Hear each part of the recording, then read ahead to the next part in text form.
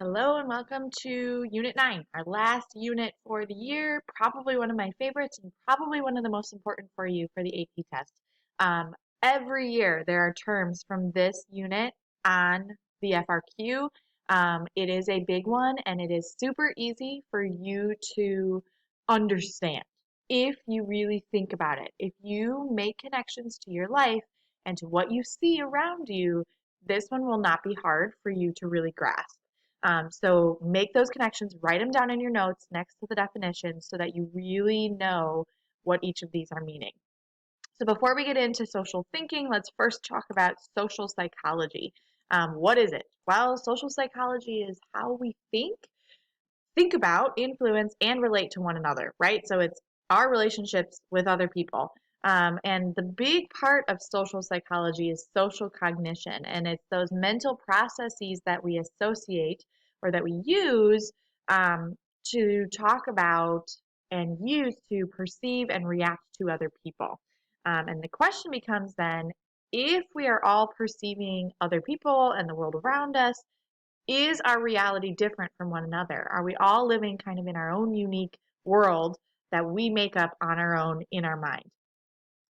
So before we can move on to other fun um, social psychology terms, we need to know the basics. And one of the basics that you need to know is the term attribute or attribute. There's two different words. Attribute is the verb, right? Attribute is the noun. So we're going to talk about the verb to attribute something. So what does that mean? Take a moment, write it down in your notes, what you think to attribute means, and then when you're done, come back and we'll talk about it. So, attribution theory, or the theory of how we attribute things, is the process that we explain the causes of people's behavior. Why do people behave the way they do? Let's explain it. And it's including our own behavior. And we attribute people's behavior to one of two things. First, our situational factors. Those are the external factors, the world around us, that could potentially influence or cause the way we behave. And then dispositional factors, those are internal, right? If we say someone has a sunny disposition, we're talking about their internal personality, right? Those internal factors. So let's look at an example. You just got an A plus on your test. Yay, good for you. Um, if we're using the two different definitions of attribution, let's talk about why you got that good grade. So if you're making a situational attribution for this good grade, what does that mean? Write it down. Could mean that the test was easy, right? That's an external factor. The test was really easy. The teacher put some easy questions on it.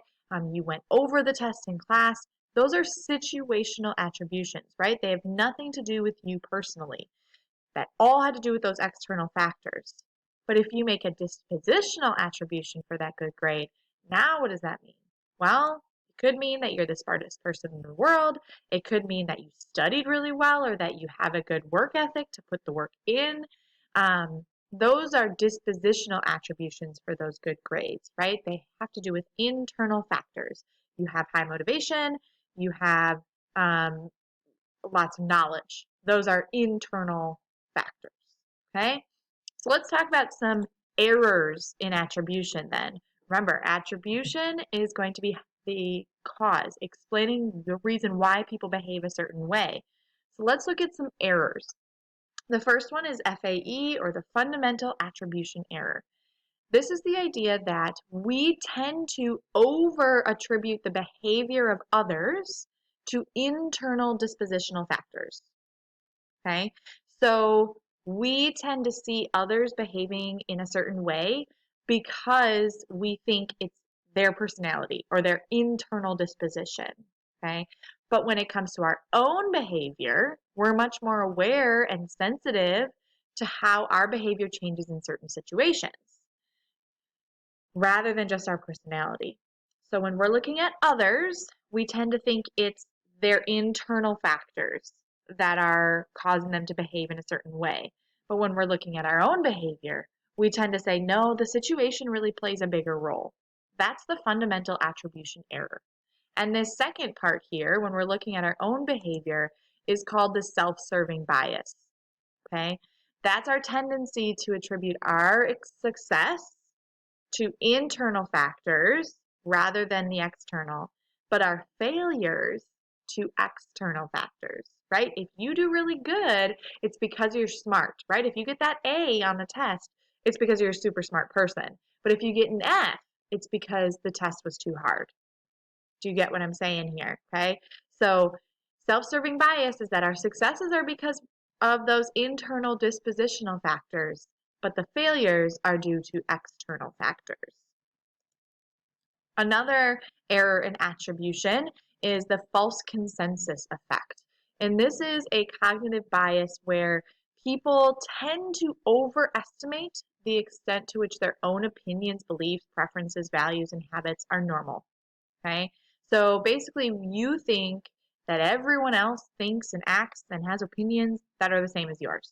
For example, you can't bring yourself to understand why someone would not like mashed potatoes. Like you think they're a crazy person because obviously mashed potatoes are the best thing in the world. Or if you're going to vote one way or the other on the ticket this year, you believe that most people will. Okay? That's the false consensus effect. Consensus is everyone believes the same thing, right? And if it's false, it's just because that's what you perceive, but it's not really true.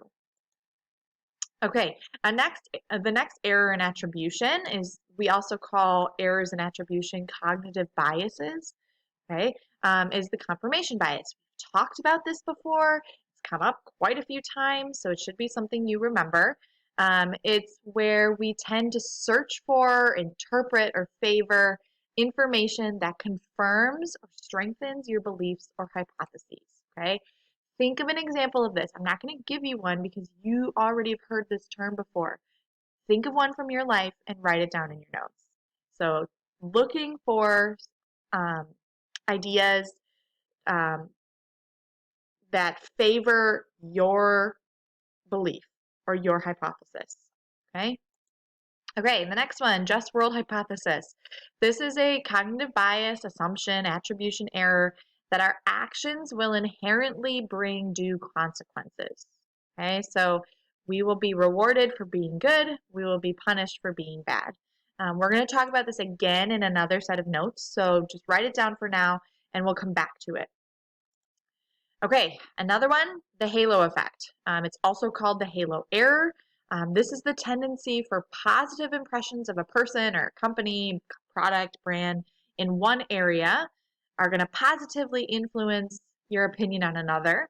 Okay, so for example, you feel really good about and know you're going to love McDonald's new breakfast sandwich because you love their Egg McMuffin. Or you love Disney World, and so obviously you also love Disneyland. Or you loved that one Disney movie, so now you love all of them. Okay, that's the halo effect. The opposite is the horn effect. Okay, so halo, think of an angel, positive. Horn, think of like devil horns, like negative, bad. So halo effect is you're looking positive about a person or a company or a brand. Horn effect is looking negatively. So how do you think that companies use this to their advantage? Think about it. Think of some examples. Relate this to some commercials that you've seen or advertisements or Facebook posts that you have seen, okay? Because it's definitely something that companies use. Okay, those were attributions. Now let's talk about attitudes, our attitudes about things. What are our attitudes? Well, simply put, it's how we feel about something. The long definition are our beliefs and feelings that predispose our reactions to objects, people, and events. So it's how we feel. So it's how we feel and then how that's going to influence how we react to things. Okay. So we believe that our attitudes are made up of three components. First are our cognitive attitudes. These are our beliefs about the attributes of an object. Okay. Next is our affective attitudes. Those are our feelings or an emotion about the object. And then finally, behavioral. It's the way we act towards the object. So there's three different parts of our attitudes. The cognitive is the beliefs. Affective is emotion. And then behavioral is how we act towards that object. For example, if someone is nice, we may feel kindness towards that person and we act friendly towards them. Those are parts of our attitudes. Okay? Okay, so our attitudes about objects or people influence how we act, our behaviors. And this is based on the elaboration likelihood model of persuasion. And it was developed by Richard Petty and John Cacioppo, I think. I don't know, really. Yeah, maybe. In 1980. And basically what it did is it's trying to explain different ways of how we process information that's coming in, and how the way that we process things actually can change our attitudes towards something. So there's two different parts of this. There's the central route of persuasion and then the peripheral route of persuasion. And so the central route is direct, right? So think of our central and peripheral nervous system. Our central route of persuasion is that direct access. So these are the attitudes that, this is the idea that attitudes change when interested people focus on the scientific evidence or arguments and respond with favorable thoughts. So we're being told the facts. Central route of persuasion are the facts. Okay, so here's our venture card. You are going to get free miles. You are going to get very low interest rates. Those are the facts. That's the central route of persuasion. This is good for you because of these reasons. The peripheral route is kind of the indirect or beating around the bush, right? So this is the idea that our attitudes about something change when people make snap judgments based on incidental cues, like attractiveness of a speaker. So here's the Capital One Venture card. You should buy this because I'm Jennifer Garner and I'm pretty. Okay? That's the peripheral route of persuasion. So I want you to write down examples in your notes of different examples of advertisements that use the central route of persuasion and the peripheral route. Potentially find the same product being advertised two different ways. Okay? So do that in your notes, and then come back to the video.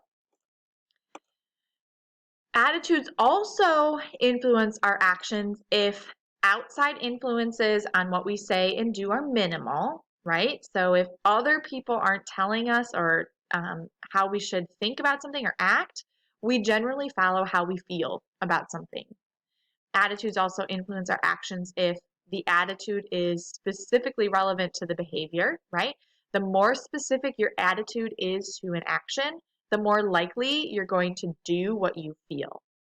So your attitudes about running a mile a day will help predict whether or not you run when you're exercising, right? Like if you love to run and you feel really favorable towards running, obviously your action of running when you're working out is going to match that.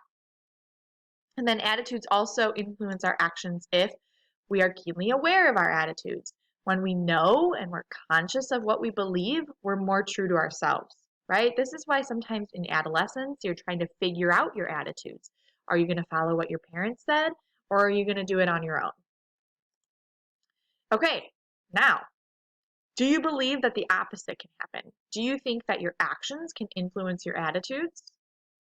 Let's talk about it. So, attitudes do follow our behaviors sometimes. Sometimes that action comes first. An example of this is the foot in the door phenomenon.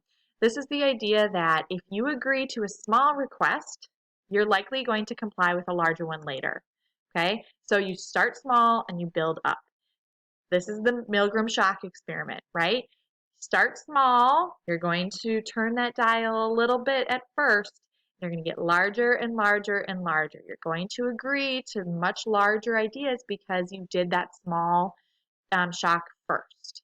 Okay, but there's other ways that this is used too, right? Like if you are going to ask your mom for something for Christmas, maybe you're going to start small. Like, Mom, do you think that I could get a pair of socks? And she'll be like, Yeah, sure, that's no problem. Well, what about a new pair of pants too? Yeah, I think that you could probably get that. Well, what about this new jacket that costs $150? Well, I guess you probably need it, right? So start small, build up. People find it hard to say no when you've already agreed to something smaller. We are going to hopefully have time in class to watch an entire show about how starting small and doing one thing and agreeing to one thing can make you do something really drastic later on. So this is the idea of the foot in the door phenomenon.